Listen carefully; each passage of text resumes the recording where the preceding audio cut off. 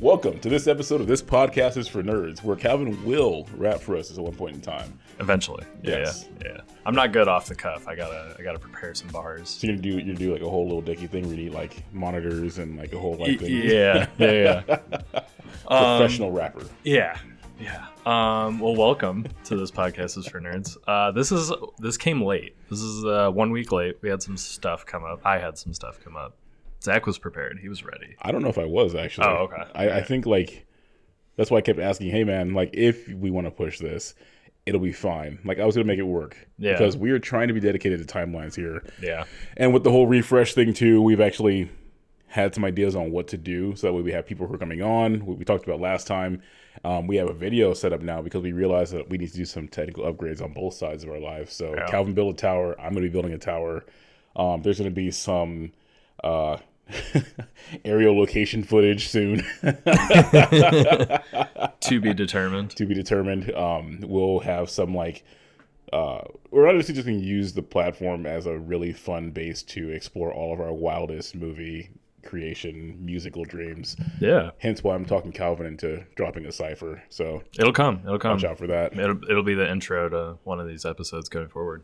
We were originally supposed to do an interview this week, but that did not work out. So we're doing the movie club that I recommended from the last episode, which is The Handmaiden.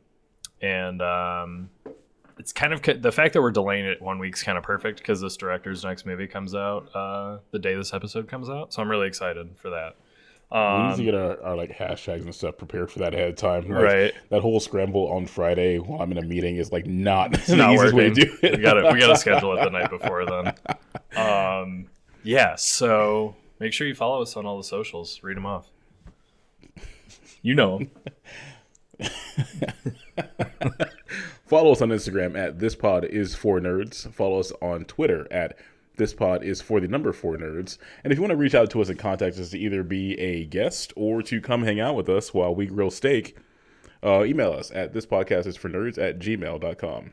Yeah, perfect. I actually didn't know if I could remember them all. You nailed it. Wait, did you say this podcast is for nerds? Or is it this pod is for nerds? This pod is for nerds. This pod is for nerds at gmail.com. Yeah, I'm glad I caught that. We need a teleprompter. Yeah. We should script our intros. So that's what this episode is. We're going to review The Handmaiden. So let's do our spoiler-free review of this movie. Zach, what did you think of The Handmaiden? It's definitely not for everyone. Agreed. I enjoyed it. So turns out I actually had seen this movie before. Didn't know I watched it before, and I was trying to remember squeezing time to watch it again because you zoom in on my face when I do the deep sigh. That's what everyone wants to see when we get like real serious about life and love and whatever the hell people are into these days. Anyway, I reread on it and I was like, oh, I've seen this movie before. It was a great ride the first time I saw it. So it's a great movie. It's awesome. I love the storytelling aspect. I love a good mystery and suspense movie, which is what Calvin knows I love. And it gets pretty, what's the rating of this movie? It's R, right? Oh, it's a hard R. Okay. Yeah. Well, hey, easy with the hard R there, my dude. It's a white person. I can't say that.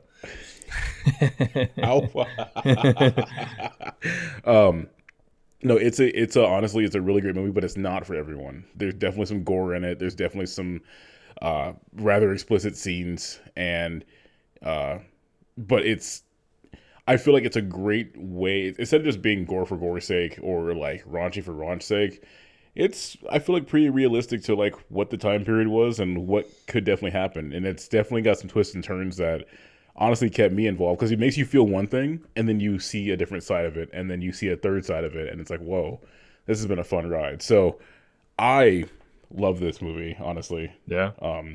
Reminds me a lot of Kill Bill, like the first one. Yeah. Because the first one didn't tell you a ton of what's going on. And then when Tarantino did the second one, it explained a lot, but it still made the first one like better. Because 2 was more like, hey, here's the index for Kill Bill 1. Yeah. And that's the only reason I watched Kill Bill 2. And then proceeded to go back. We reviewed that too. Yeah. Go back and check it out. Or honestly, like, just ignore season 1 through 3. I agree. Yeah, you can just skip that. It was all practice. Yeah, if this is your introduction to this show, just keep moving forward. Yep. You don't need to go back. Progress That's is right. progress. That's right. What was your take? You recommended this movie to me, and once again, Calvin's record is 3 for 3 on things that he recommended that I like. No, more than 3 for 3. What else did you recommend? Well, I recommended Burning. Yep. I think Parasite was your idea, but I had seen it. Okay. I knew you would like it. I don't know. I'd have to go through what our media club has been, but like, yeah, I thought, Zach seems to really like the thrillers. This is definitely a thriller. Yeah. It's definitely suspenseful. It doesn't follow the typical structure of a movie, and it's Korean, so I figured this would be a good one for Zach. It's probably, of all the movies that came out in that year's 2016, Yep. which is a good year for movies. It's probably my favorite. It's weird to say 2016 like that and really think about how far I was because the pandemic was like Feels like such an a huge eternity thing. ago. Yeah, 6 years ago this movie came out. Oh wow. Yeah. Yeah, that's a thing. Yeah. So it's probably like of all this. So this is directed by Park Chan-wook, probably best known for Old Boy, if you've seen Old Boy, not the American one. Yeah, that one's terrible. That's actually a really great point to Yeah. make. Like if you search that, like make sure you like specifically search the director with it too. Yeah. Because it's I mean, honestly, if you type in Old Boy just in general, you get a bunch of country songs. Right, exactly. Yeah. Yeah, so I think this movie's great. I think it's definitely probably my favorite that came out that year. It's probably in my top 100 of all time. Ooh, that's gonna be part of our top series. We should, We're yeah. gonna go down from like 100 to 1. Yeah. What's your top 100? Yeah, that would be fun. I would like that. Oh, I've not sat down and done that before. I should go through. and we'll have to. It won't be like we're going through every single one like per episode. We're gonna do like 10 per episode. Yeah. Oh, yeah. Yeah. There's no way we can do 100 in an episode. That's insane. Oh no, I'm just thinking we're not gonna do 100 episodes of it. Oh no. We have Yeah. other No. stuff to That would do. be insanity. No, these are quick reviews. Because we're adults. I'm actually gonna add that to our Google Sheets here. Yeah. Yeah, so I think this movie's fantastic. I think I agree with you though. I don't think it's for everyone, and I think it's a hard pitch because it's a period piece. Yeah. That's Hey, we're what's getting an up, bud? appearance from the cat. Okay. You can just push him over. That's fine. Goodbye. And then it's also in 2 languages, so that's even harder. I think like a period piece is already hard enough to get like the average viewer to watch.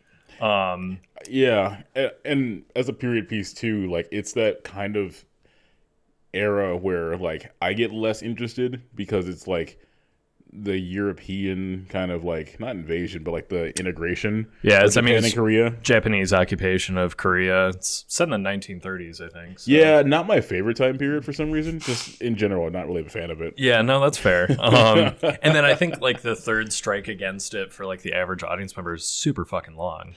Yeah, but I feel like that's well balanced though. Like Yeah. after people have watched if people have watched Lord of the Rings and all of them, and you know who you are. I don't mean the whole like going to the movies. I mean the extended cuts. Every year. And there's just trees walking. Hey man, they're called Ents. There's ants walking. You know, the Hawks save the day. That's the story. Yeah. But you still sit and watch it. So I don't go, don't write it off because it's a long movie. I feel like long movies are fine if they have a point to being long. Yeah, I just mean for the general audience member. I think yeah. the general audience is like, I want 90 minutes and out. This is a 2.5 hour movie. That's a lot. It doesn't feel like 2.5 hours to It me. doesn't. What's the other one we watched that was like really long that doesn't feel like it? Burning's pretty long. Burning's Yeah. over 2 hours, I think. I don't think it's 2.5, but I think it's over 2. It again didn't feel. And then Parasite's also, I think, over 2. You know what? I think it also depends on where you're watching it and what the setup is. Yeah. Because like when I was watching Burning, I was at my house. I bought that new TV and like sound system, so I was just like in it. Yeah. So I didn't really think about it. If you're in the movie theater and you're in a like movie theater that's uncomfortable, then yeah, I could see how that could be super taxing on your body and be like, okay, are we done here? Right. Yeah. Yeah. But I mean, if it seems like everyone kind of like realized how awesome Korean cinema is with Parasite. So I feel like if you enjoyed Parasite, you might like this with a caveat. So, there is a lot of sex in this movie. Yeah. Like, a lot. And it is pretty graphic. And sex. not like what was it? The movie with the blue guy. The Watchmen. Avatar? Oh. It wasn't like Little Watchmen where it's just kind of like boring sex, where it's just like, oh, you feel good because like they had sex after so long and you wanted it to be the he said, she said, or the, was it will they, won't they? Yeah. But then they do and it's like, huh, this is kind of boring. Not like that. No. This is definitely, we're riding hard on some like BDSM before it was like mainstream. This is just like pretty much abuse. So some of it, and then there's some that's like, I mean, it's like love. Yeah, it's love. yeah. But like even that scene's like 7 minutes. There's a scene that's like 7 minutes long of like hardcore sex. Do not watch this with your No, nope, absolutely not. Nope, 0% chance you should watch this with children. No, that wasn't what I was going to say. Oh, okay. Definitely don't do that. Yeah. But I'll say like don't have your in-laws over and watch it. But at the same time, I was like, it'd be hilarious to just see them react. I should invite my mother-in-law and then over be and like, make her watch oh, it. you know, it's just like it's a really artistic film and like the setup and the screen. Don't say anything and see what they say. And just sit there and like be stone-faced the entire time. Like just don't look at them. Don't say this. Keep eating your popcorn, whatever your snack of choice is. Yeah. Top 10 movie snacks. Ooh, popcorn for sure is number one. I think it depends on the place for me, honestly. Yeah, what's your before we get too derailed, what's your favorite popcorn in the area? What theater? Honestly, I'm gonna have to say Imagine without the butter stuff on it. Oh, just like dry. Straight up, yeah. Just dry. like that extra salt. It's just like You're a dry guy. Shapiro. I just don't want to like. I don't know. Towards the end of it, like your fingers are just like oily and gross, and it's like I love it. It's not. Disgusting. Yeah, I know. That's fine. It's whatever. No, I agree. I think the popcorn's really good though, because if you do the sauce, that's fine. But the popcorn has to stay like crispy afterwards. Like you can't like get to a soggy like. No, I eat it. I just inhale, so like doesn't have time to get soggy on the bottom. Like, fair. Yeah. I'm gonna bring you a bucket of Imagine popcorn, and we're gonna see it. We're gonna time it and see how long you take to smash this. I'd smash. Yeah. Yeah. I go. And I think that's a true testament to how good the Imagine popcorn is. I go just to get the popcorn. Sometimes I go and don't even go to the movies. I walk in, I get popcorn, and I leave and go home. So we went to go see. Hey, what's up? You're back. What did we go see where we ran into you guys when we were coming out? We were both going to see Unbearable Weight. That's right. Okay, so it's funny because like Calvin walks up and is like, "Hey, are you getting popcorn? Are you a member?" I was like, "Yeah." He's like, "Cool. Here, take my bucket and you get your popcorn." I was like, "Wait a minute. Like, what about you?" No, I have another one. I was like, cool. I guess like I have a bucket of popcorn now. It was hilarious. Yeah. But yeah, I feel like that's Imagine was I feel like I should try more theaters now though, because that was my first theater back, not only just post pandemic, but just like post like not going to movie theaters for like years. Have you been to Michigan or State downtown? I've not. Next Tuesday you're available. Hit me up. I've got a membership and I get 2 free tickets on Tuesdays when we go see a movie. I'll let you know. Cool. Maybe we'll see this director's new film, Decision to Leave. Will it be there? Probably, yeah. I doubt it'll be anywhere else. It's one of, like that theater does like a lot of the indie stuff. So gotcha. Okay. that's their bread and butter. So speaking of this director, let's get back into it. What would you rate this film out of 5 stars? Ooh. And I want to say you gave Burning a 4.5, maybe. I put this right there, honestly. Yeah. And I only give it a 4 or 5 just because I don't care for the time period. Okay. Yeah. But that's not anything against the movie at all. It's just I can't give it a 5 if there's that element I don't like. Yeah. It's just what it is. Yeah. And I'm not a professional movie critic. I'm here for fun. Yeah, we're just having a good time. I give this a 5. I've got no notes. It's Whoa! One of my favorite movies. Yeah. I think it's a nearly perfect movie. Do you understand how rare this is? Like this man, if you haven't got an interview or watched the interview with why he's so good and why he loves movies, go back 2 episodes and watch that. Listen to that, actually. Don't watch it. Yeah, I don't think there's a video on that one. Yeah, probably not. I don't know. You can catch us on Spotify as well as Apple Play, what is Apple? Apple Podcasts. Apple Podcasts. We're on Google Podcasts. We're on all of them, I think. Yeah. Brought to you by Anchor. Yeah. So 5 out of 5 for me. That's awesome. No notes. Actually. That's really awesome. Yeah. So I'll do just like a very I don't want to like get too deep into what it is. So for those that are still here and have not seen the movie is set in the 1930s. Japan occupied Korea. And there is a woman that is conning a duchess, I think would be her title, out of her money. And that's really all I want to say. It's a thriller.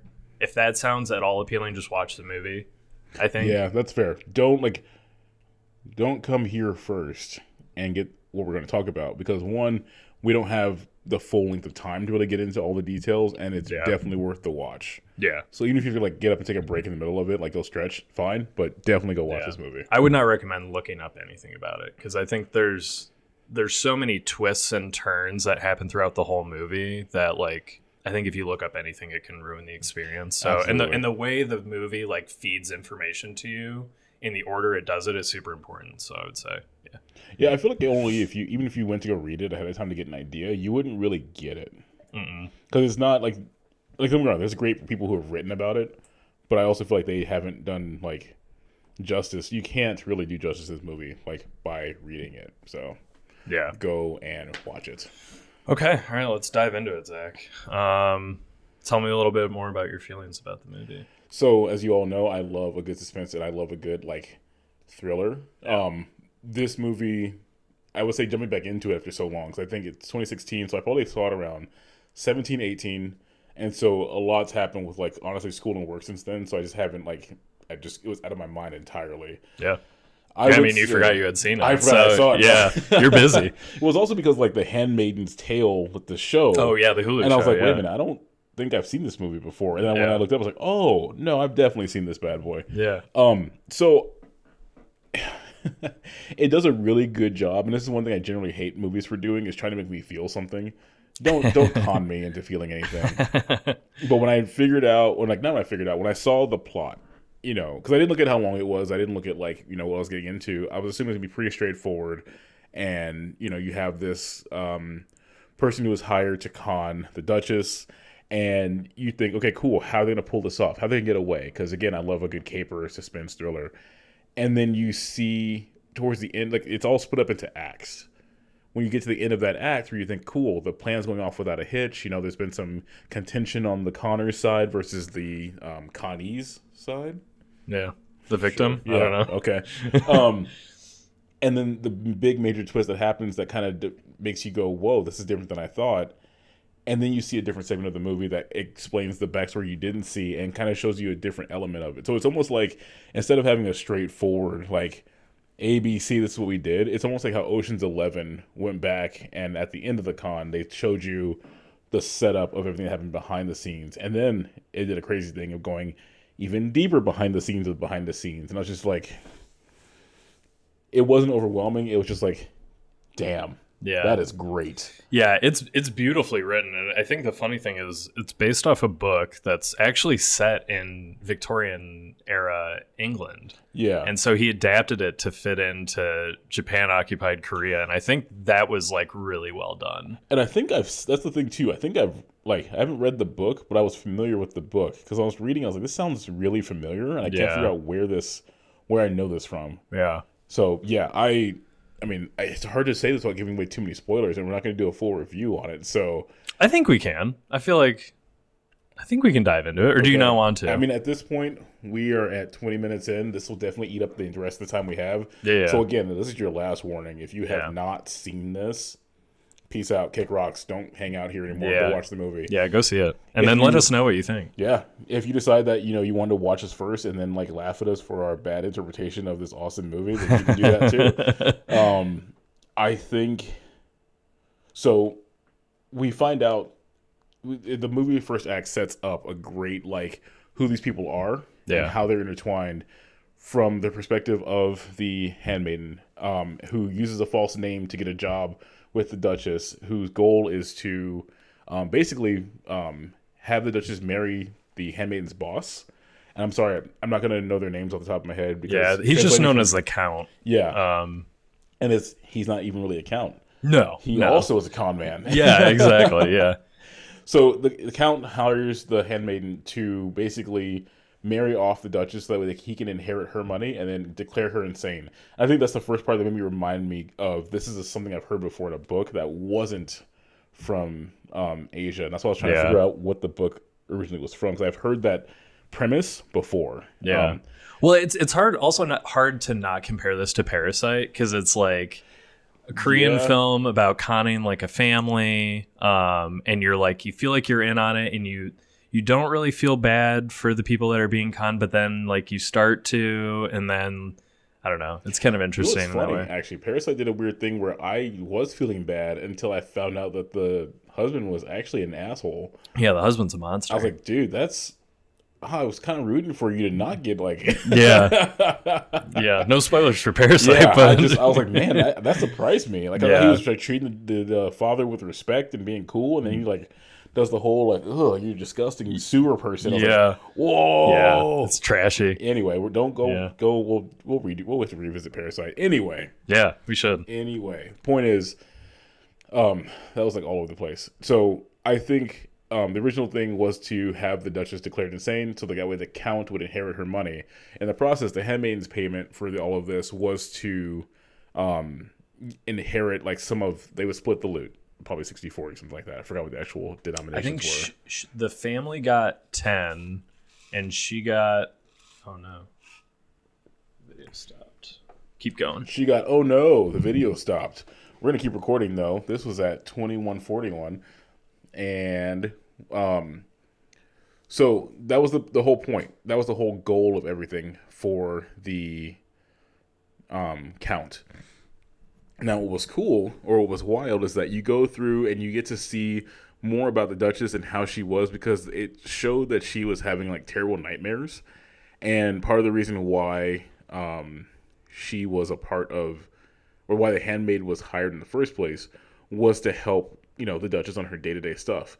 In the process of that, though, and getting close to her, the handmaiden was supposed to help the Duchess like fall in love with the Count, so that way she'd be like the person creating the, I don't know, not what is it? Would you say inspiration for that? I know you're over there, and it's hard to like.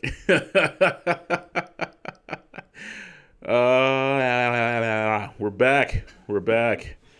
Yeah, I don't know what happened there. It's all good. Sorry, what was the question? Would you say that like the Handmaid's job was to inspire the Duchess into, because from the Handmaid's perspective, they didn't know each other, Right.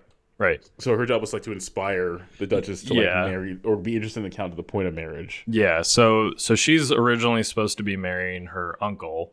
That's right. Yeah, and That's so he just right. wants her wealth, and so the Count was supposed to come in, seduce her, marry her, get her money, and so then in turn the handmaiden was going to get like $100,000 of her own, $10,000 to split with the family, and then like all the jewelry That's right. of the And Count. I think or the dresses. Duchess. I think the dresses also. Yeah. There was a big thing too. Yeah. Again, classism was a huge thing. Mhm.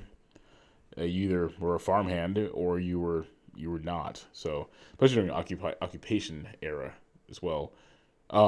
I think for the uncle, which you give a little background on the uncle and like how, like what, just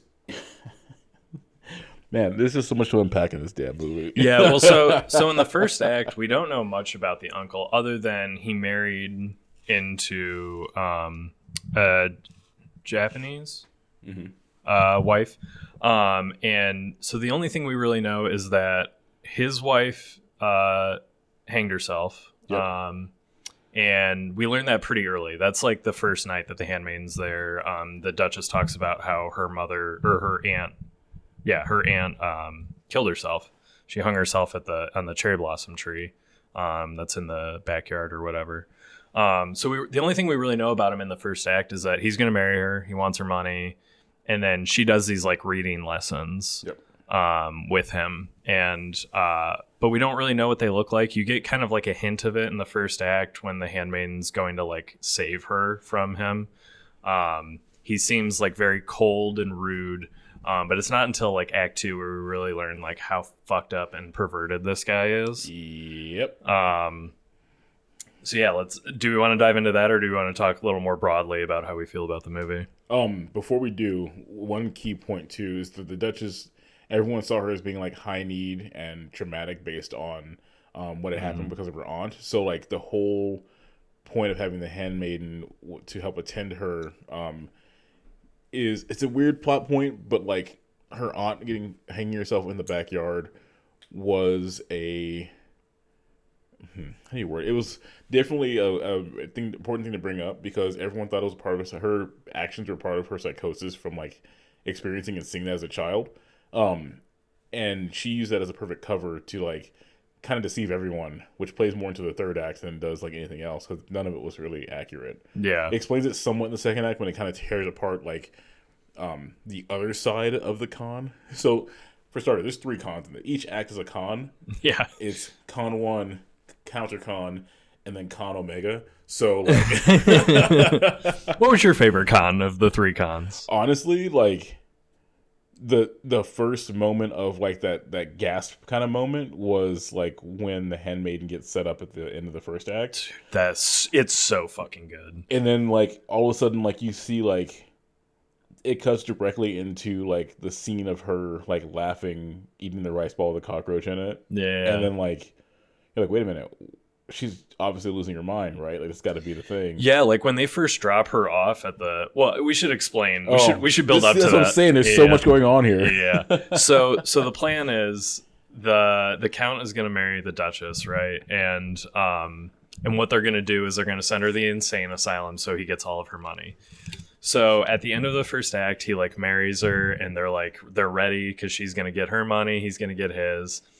And they eloped, by the way. That's a big point because Yeah. the uncle didn't know that he was courting the Duchess because he, again, pervy old dude wanted her for himself and her Right. money. Yeah. So they had to take off.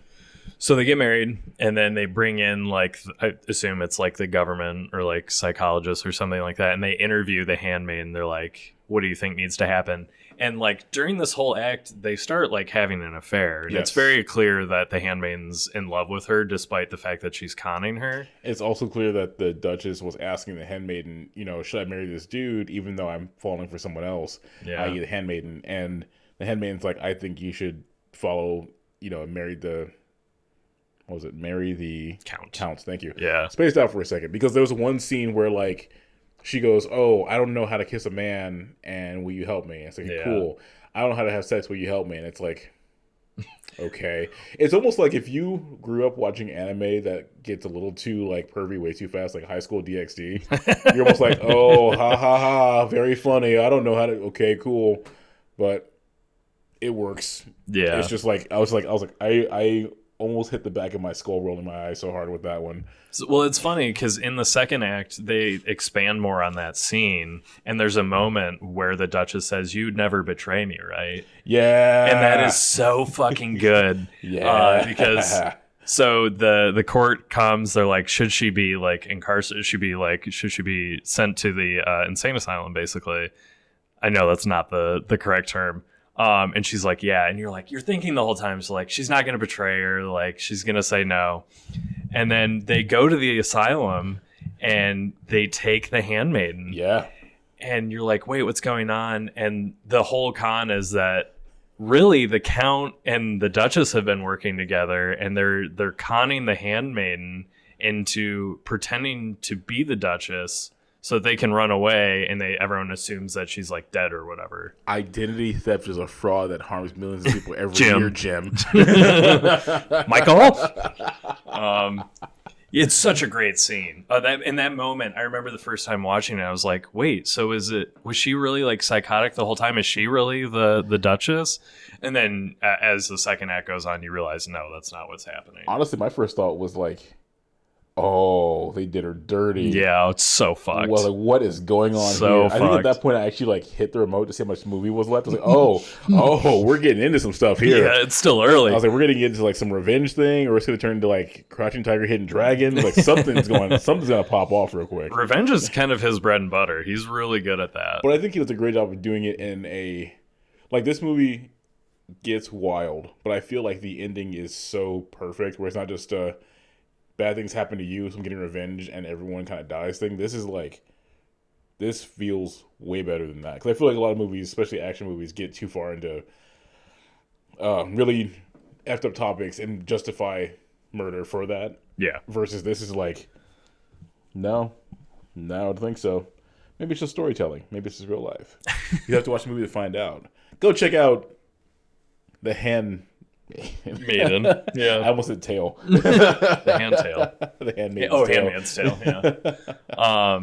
Yeah, I think of the three acts, I think the second is my favorite. It's really fucked up and hard to watch because we learn more about the Duchess's like upbringing, and it's hard to watch. But I also think it really teases and sets up the third act kind of perfectly. Yeah, I think I have scenes of the third act that are my favorite just because of how like the suspense gets pretty heavy there. Oh yeah, And people start rolling downhill almost literally. So it's like, whoa, here we go. Like we went over the first little hump of the roller coaster, and now we have this little long climb. What's gonna happen at the crescendo here? Wait, we're gonna hit the crescendo pretty hard, and oh, here we go. So, yeah, we end up learning in the second act that the reading lessons that she's been doing for her uncle are her learning to read erotic literature, and it's like really intense erotic literature. And she's a child; it's really fucked up. And her aunt has like such a hard time with it because he's so abusive that she ends up hanging herself. And abusive, like he would go and like strangle them both. Like, oh yeah, and just like hold their mouths there if one of them made a mistake. So it was like not even like, I mean, there's no normal type of abuse. This was like psycho, like literally like all abuse is psychotic. There's no word, there's no good way to word this. Yeah. This dude gets what he gets, and it's actually pretty satisfying. He's He's insane. Yeah. Yeah, it ends up being a good ending in that regard. Yeah, so then as she gets older, she starts basically like reading to groups of men. They like sit there and listen. This is all under the guise of the uncle having like a rare collection of like erotica and like trying to find buyers for it. Because I don't really know if he had that or he acquired that after he got money when he married in. That's part I actually wasn't super clear on. I think it was because he had money, started collecting, right? Like that's how it started. Yeah, well, and then we learned that the guy that writes a lot of this erotic fiction is the Count. Like, oh, that's right. Yeah. Okay. Yeah. So that's how the con is like originally set up. Is he's there watching and he's like drawing and writing some of this literature, and then that's when he kind of like comes up with the plan of like, hey, we're gonna get you out of here. That's right, because he actually the Count himself not only is a con man, but he's like a master forger. Yeah. So the whole point was to like sell the uncle like forgeries and then use that money also. But I think they just kind of went for the big haul because like he and the Duchess were in Act 2. We found out they came up with a plan to con someone into basically taking the fall and they can escape and take the money. But they don't like or love each other. They're like strictly business partners. And I think when the Count first approached the Duchess, even he goes, I was terrified at how smart she actually was, and she just kind of played it off because like she had to, right? So that was one thing too that I thought was pretty cool, like seeing like the layers peeled away. Yeah, right. Yeah. After the first act, when they take the handmaiden and throw her into the asylum, you're like, what the hell just happened right now? What just happened? Is there a part 2? If this is an American movie, this would be a part 2. There probably would be, yeah. Deathly Harlow's part 1 through 5. Real simple. Slap Voldemort in the face. Yeah. I feel like that movie could have ended, or that book series could have ended sooner. We're just useless muggles, though. She's going to come after us for it now. It's true. Yeah. Bring it. Yeah, and then, so the goal is that once he proposes, like, hey, I'm going to get you out of here, we're going to get married, we'll run away, the Duchess basically says, hey, I need like a new handmaiden to replace me. So that's when he comes, and then it kind of it does the Tarantino thing where it goes back to the beginning, and then we're introduced to the handmaiden from the beginning, and you learn that she's illiterate, so he's writing notes to the Duchess that she's like reading basically right in front of the handmaiden, and she can't read, so she doesn't know, but he's basically like saying, here's how you're gonna get her to fall for this con, is like, show off your jewelry, show off all the dresses that you have, like she's gonna fall for you really quickly. Yeah, it's really fucked. The whole thing basically replays the second act from the Duchess' perspective, the Duchess and the Count, and it's just like they were setting her up. Yeah, they were setting her up so dirty. Yeah, it is honestly one of those things too that is like really like Charlie Day and when he has the whole red string. Yeah, exactly. Yeah. Oh, that's so good. that should be the thumbnail for the videos. There you go. Just pop him in the corner right there. Yeah. Was it Pepe Canseco? Like, there's no Pepe Canseco. So it ends up that the Duchess is like so overwhelmed by all this, she tries to kill herself, and the handmaid stops her, and she's like, that was a cool scene. Yeah. It's really interesting the way, like, she's basically doing what her aunt did, because she doesn't want to. We learn about this basement where, like, and we're gonna get to the basement. Jesus Christ, the basement's a lot. So the handmaiden stops her from killing herself, explains what the whole con is, and then, you know, lets her down. And then the Duchess explains, no, you were the one that was being conned this whole time. Because they developed feelings for each other. And, yeah. Like, they didn't want...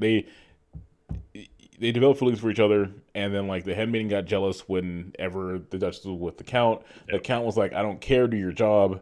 And was also unaware of the affair that those two were having as well. So, like, when she went to go kill herself, it was actually a wild scene, because you think, oh, she's going to do it, this is the end. But then, like, right when because she jumps with the noose around her neck. Yeah. But then she stops, and you're like, oh, she's dying. But then, like, handmaiden, like, catches her ankle. So I was like... And this movie's funny at times, because in that scene, they're, like, talking, and the handmaiden accidentally lets go, and she starts choking. She's like, oh, shit, I forgot. Let me grab you. Like, there's some funny moments in this movie, too. But, yeah, it's great. It's a great ride. I'm going to keep saying that. Yeah. It's a great ride. So then they decide they're going to come up with a con, basically, to fuck over the Count and run away together. And they do that by... Basically, going to the insane asylum was the plan all along. Yeah. And the Count gives, and this is in Act 2, I think, the Count gives the Duchess this vial. It's a drug. I forget which one it is. Oh, you're right. It's not opium, because opium won't take you out in 5 drops. Oh, no, I think it is opium, because he says, like, take 3 drops, you'll be just unconscious in, like, 5 minutes, or drink the whole thing if you want to die. That's right. Okay. Yeah. So she has concerns that, like, if this all goes wrong, the uncle's going to put her in the basement, which, again, we'll get to. So he gives her this, and he's like, you'll never make it down there in time, like, if you drink all this. I wonder, too, if, like, how much of that was a ruse. Like, if he was really trying to help her, like, actually offer herself, if she given the option. Because that really would close this whole pipeline to, like, a lot. Well, I think it... Well, yeah, it would, right? Because then he's not going to get any money. Yeah, I wonder how accurate that was. If it would just knock her out so he can come move her, or it was just like... It is accurate to a point, because in the third act, they go out to dinner, and she spikes his drink with that opium, and then he blacks out. He blacks out, but doesn't die, though. Right, yeah. I wonder if he just told her that, and, like, realistically...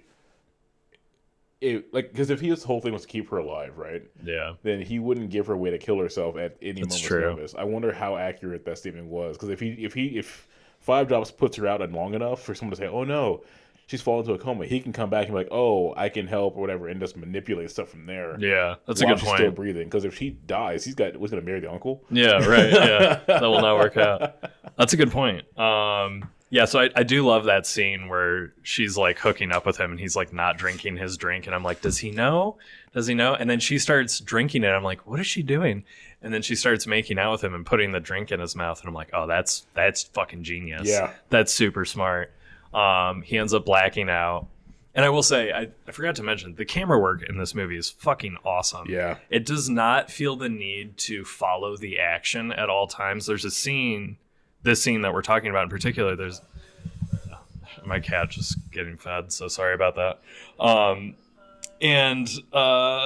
So he's sitting on the bed, and he's, like, covered in the cash or whatever, and he gets up to, like, go hook up with her, and the camera stays on that cash, and it's like, we know exactly what he's here for. He is not interested in her at all. He wants that money, and the camera just stays there, and it's just so fucking beautiful. The colors in this movie, fucking gorgeous. When she's on her way to the house, which is beautiful. That house is beautiful. But she's sitting in that carriage or in that car, and it is just like the colors are just so vibrant. I don't know. I just fucking love it. This is literally why you should go watch the interview with Calvin, because this is exactly what spawned the refresh of season 4 to figure out, like, we never really talked about Calvin's background with movies and why he loves them and the elements of them, and I became super intrigued by that. It's actually helped me with my film work. So yeah, which we'll be seeing soon. More of that pretty soon. Yeah. Yeah, so third act, yeah, she drugs him, runs away, and I thought she was going to kill him. Like, I thought she put enough in there to kill him. But it was just enough to black him out. It didn't say it all. Like, it's kind of, that's what I love. Every, like, transition, I guess, leaves it very open-ended for, like, speculation until it tells you what's going to happen. And that is just so cool, honestly. Yeah. And another funny scene is like the scene where he wakes up and he's got it's like the Yakuza guys are sitting on the bed looking at him. Okay, so remember I told you my favorite parts of Act 3? Oh yeah. That one. Oh, it's so good. When those boys go rolling, someone is getting effed. Oh, for sure. And they are not playing around. They're just like, what's up? And he's just sitting there completely naked. He's like, can you grab my pants? They're like over there, and the camera just slowly pans up and it tilts up, and it's just his pants are like 10 feet away. It's so great. So you have a good night? Yeah, yeah.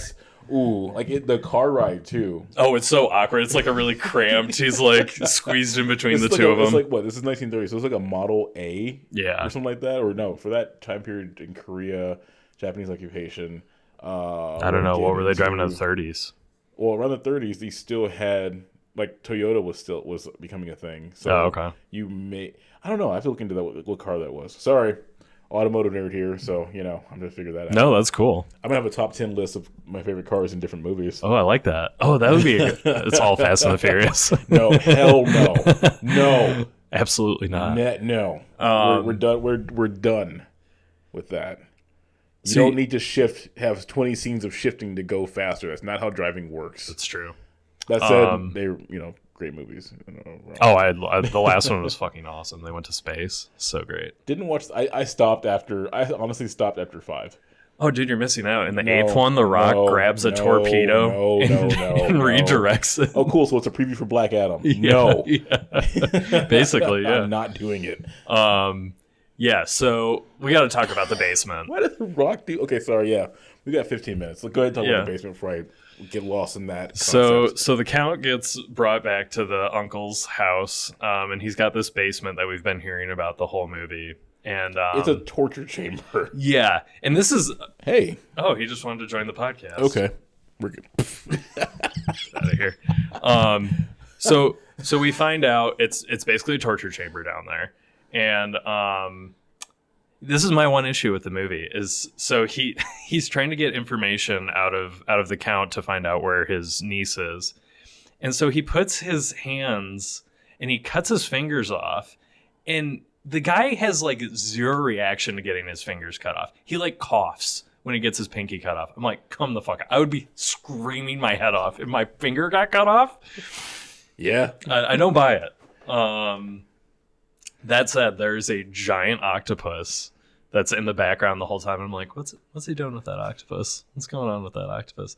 And then I remember he's drinking that like ink throughout the whole movie. His like lips are black and stuff. I'm like, that's probably from that octopus. I wouldn't doubt it. Yeah. Yeah. So he's basically torturing him to find out where she is. And the whole time the Duchess and the Handmaiden have run away together.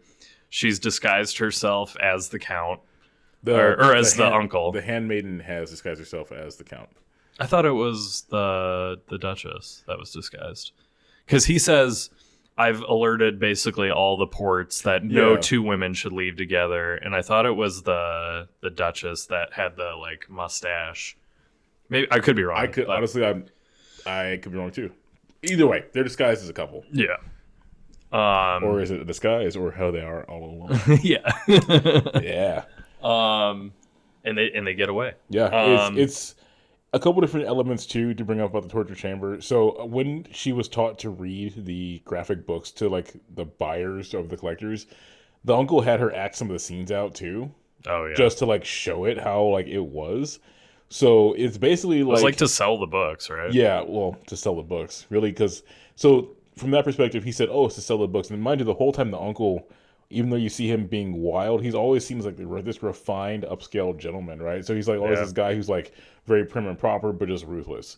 So when he's like, "Oh yeah, here's these wild scenes from this book, my niece is gonna act them out." One, he's already into the niece, so it's not just her acting it out; it's really like him getting off on it. And two, gets to a room of dudes who are out to buy the book. Like, so for me, I thought this was going to be like Samurai Champloo, where Oh yeah. the episode where they were using the ukiyo-e paintings as like to sell the paintings, but they're really selling women to the Europeans. Right. I thought it was going to be like that. Right. When I first saw that scene, I was like, okay, are they buying the books or are they buying people? Well, it's funny because the con people, what the Handmaiden's family does is they sell those babies. Exactly. Yeah. Yeah. So it is similar in that That's way. why I was like, yeah. wait a minute,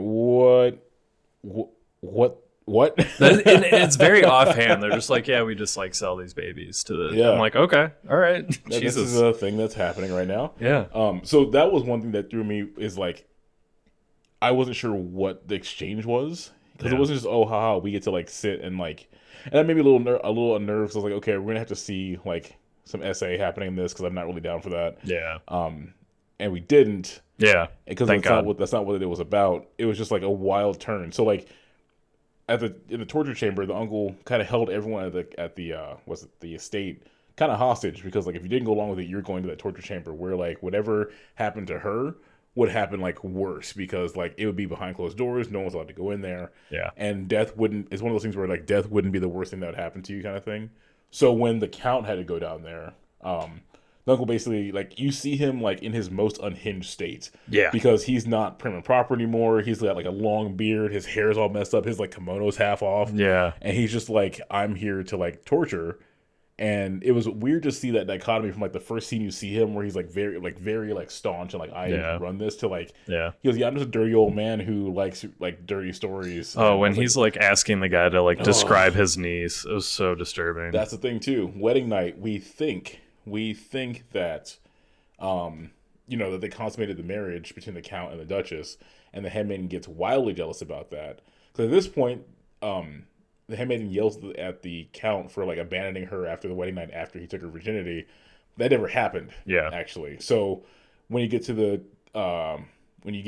the uncle, he's like asking, "Hey, so like, how was it with my niece?" And I was like, "Oh my god, dude, bruh, what the hell are you doing right now?" Yeah, it's so fucked.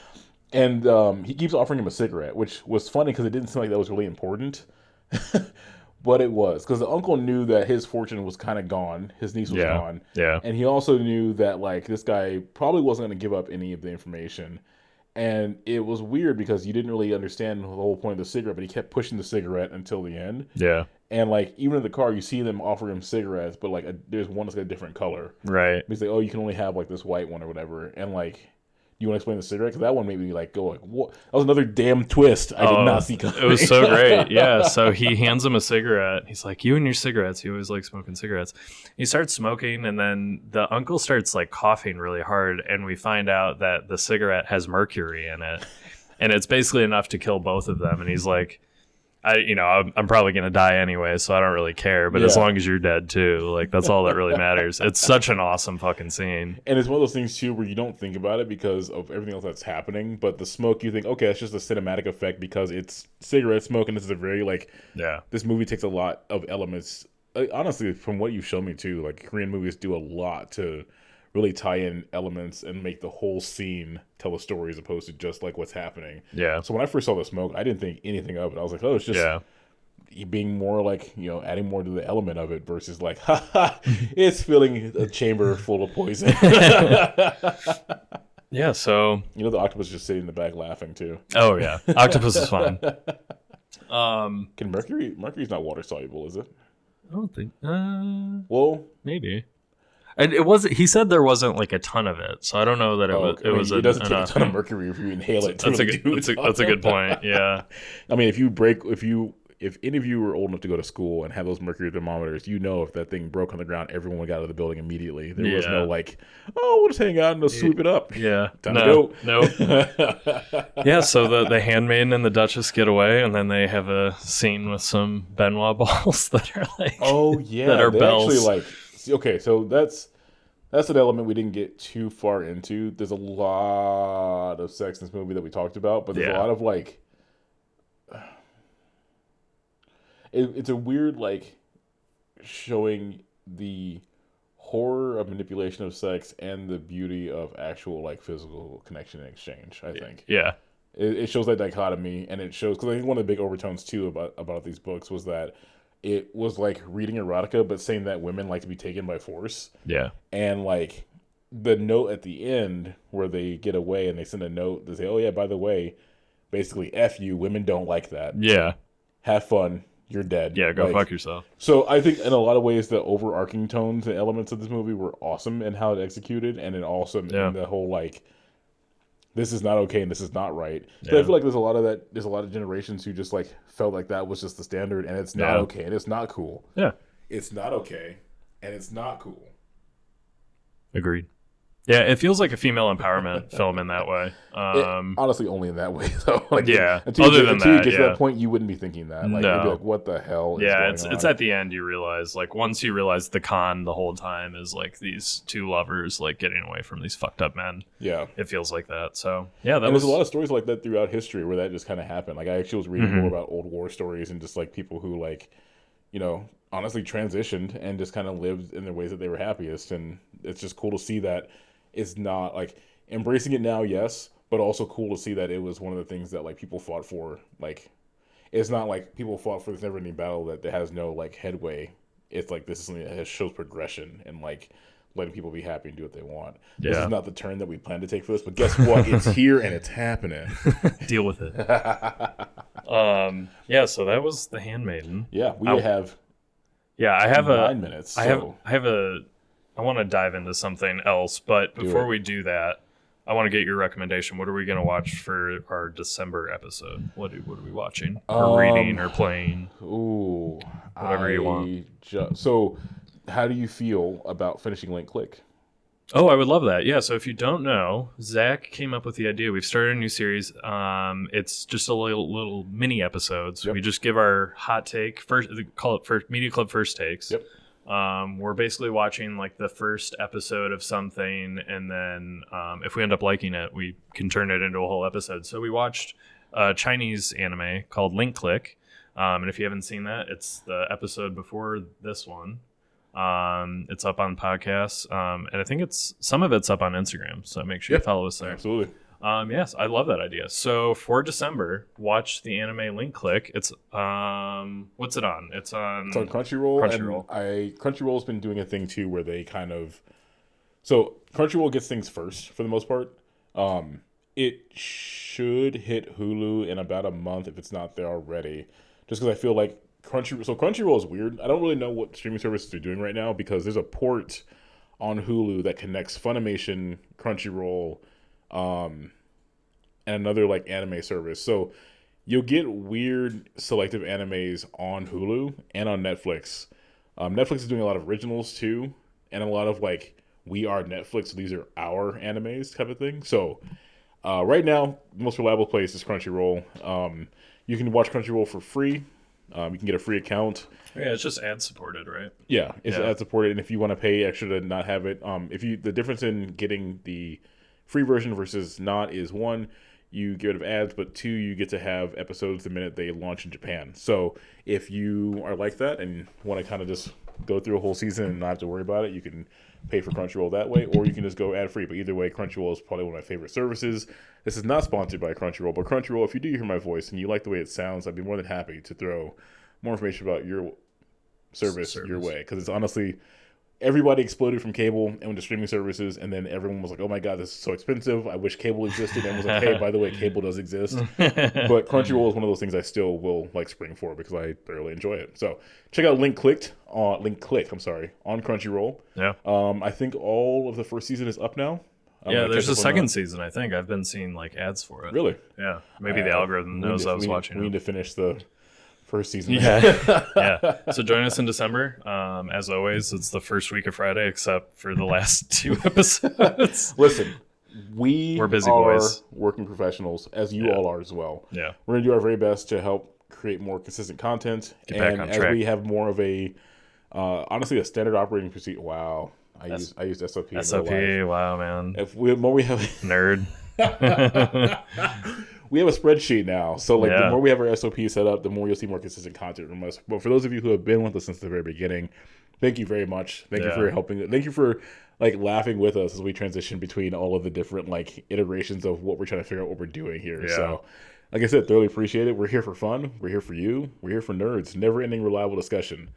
And we like to party. That's right. So. Okay, so last couple minutes. Oh, that's right. I want to talk about... You didn't? Or you did? I'm glad I didn't stop okay. recording. All right, thank God. I want to talk a bit about... For Media Club, the last few minutes, I want to talk about what you've been watching. So what is something... We don't necessarily have to do like a major review on it, but what have you been watching that you're really liking that you would recommend? That's good. So I've been honestly watching through the Baki series. Okay. Just because like I am getting into martial arts again. Hell yeah.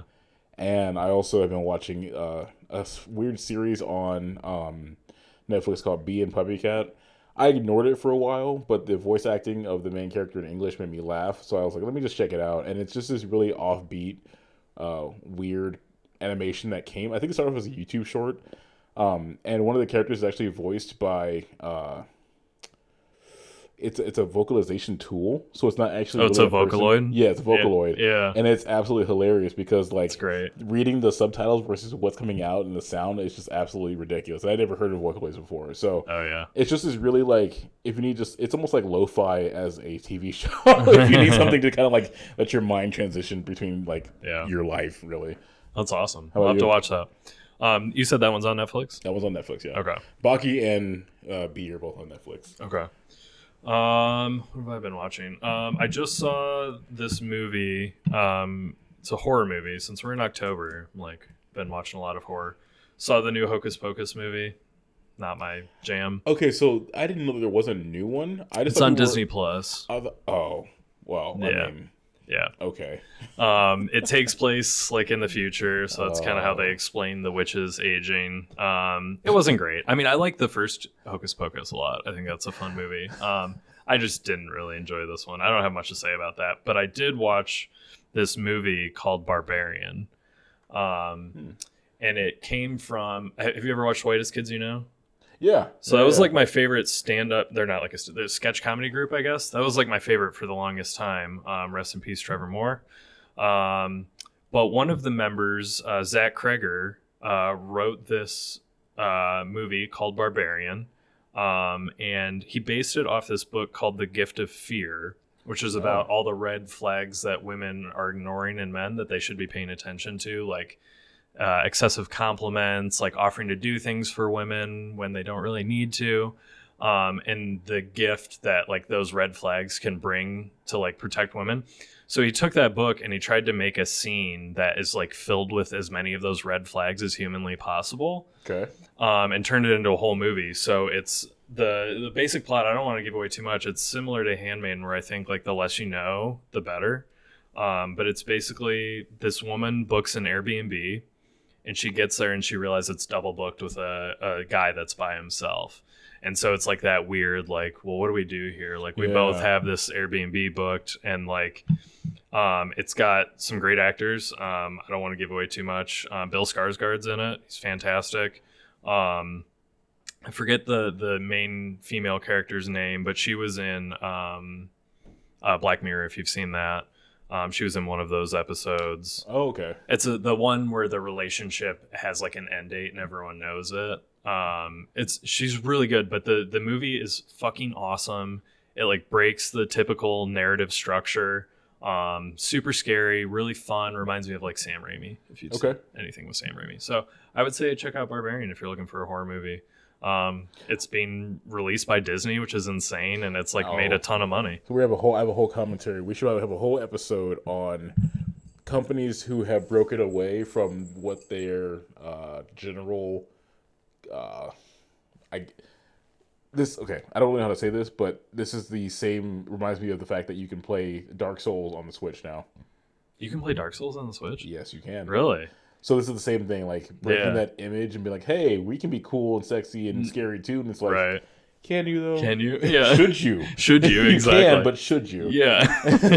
Oh, I love that idea. Okay. We'll keep an eye out. I call it the Bayonetta trend. Oh, God. Because once Disney, hey, what's up? No! Recording's still good, so we're good. Okay, sorry. Go away. My gosh. Oh. Literally an animal. Yeah, literally. So I call it the Bayonetta theme because once Nintendo started allowing Bayonetta to be a part of it, things they kind of like really loosened up their like we're all for family only standards. Yeah, we're not all E-rated games. Yeah. Okay, cool. Bayonetta is a great series, though. It is. It's awesome. fantastic. It is incredibly horny. Okay, yes, but okay. Yeah. I was about to compare it to like Ashura, but yeah, that's true also. Anyway, now that we know what makes Calvin horny, thank you for joining us today. And this has been an episode. See you next time. This podcast is for nerds. Bye-bye. Lates.